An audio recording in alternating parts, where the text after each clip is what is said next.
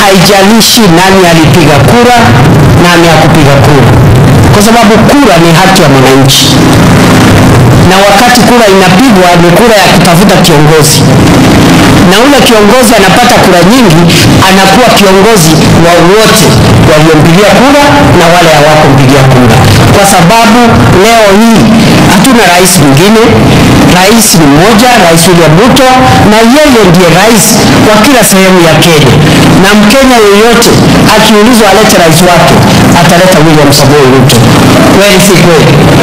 Kwa hivyo mimi nataka nitangaze ya kwamba hakuna sehemu ya Kenya itabaguliwa ati kwa sababu ya kura, kwa sababu ya siasa, kwa sababu ya dini, kwa sababu ya kabila, kwa sababu nchi hii ni yetu sisi zote, na hakuna mtu ameandika barua achaguliwe kusini, achaguliwe azaliwe katika sehemu hii ama sehemu ile nyingine.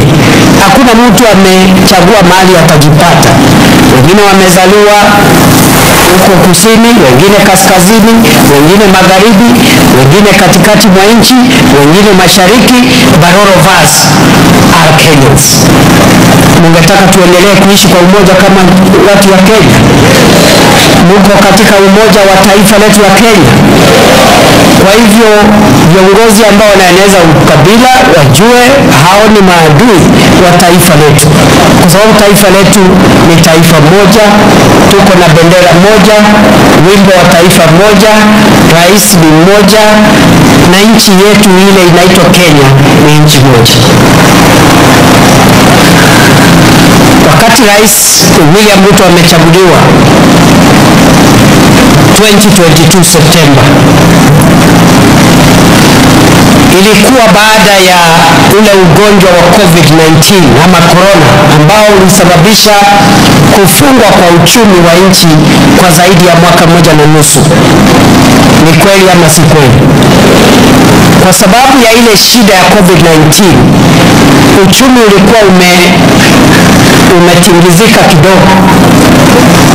Bei ya unga wa ugali ilikuwa 240 kilo mbili, 250 shillings per kilo. Just check.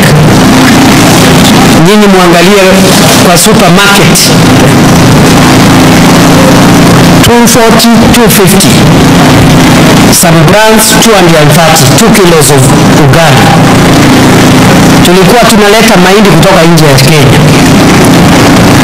Kupitia juhudi ya serikali katika miaka miwili ambayo imepita, Mungu ametujalia na mvua. Serikali imetoa fertilizer ambaye iko na ruzuku, ikateremshwa kutoka 7,000 ikakuja 2,500.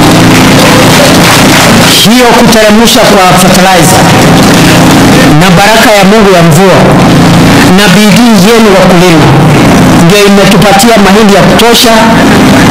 Tukatoka katika aibu ya kuleta mahindi kutoka nje, tukajitosheleza, na bei ya unga ikapungua kidogo. Ile ilikuwa 250 ikapungua, iko average 150 pale, 155, 160, na tunakazana ishuke hata zaidi, ikuje 100, ikiteremka namna hiyo.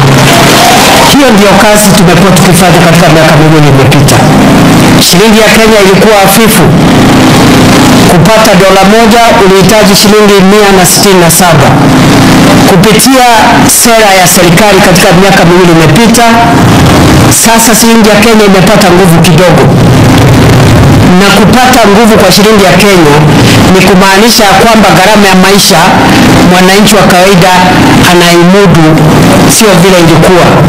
Hata kama uchumi haujafika mahali tungetaka, kuna tofauti kubwa, kwa sababu ile shilingi ya Kenya ambayo ilikuwa inagharimu ati upate dola moja shilingi 167, leo dola moja ni shilingi 127, 128, 129. Kwa hivyo Kenya, sarafu yetu imepata nguvu ukilinganisha na miaka miwili iliyopita. Mwezi uliopita Benki ya Dunia na shirika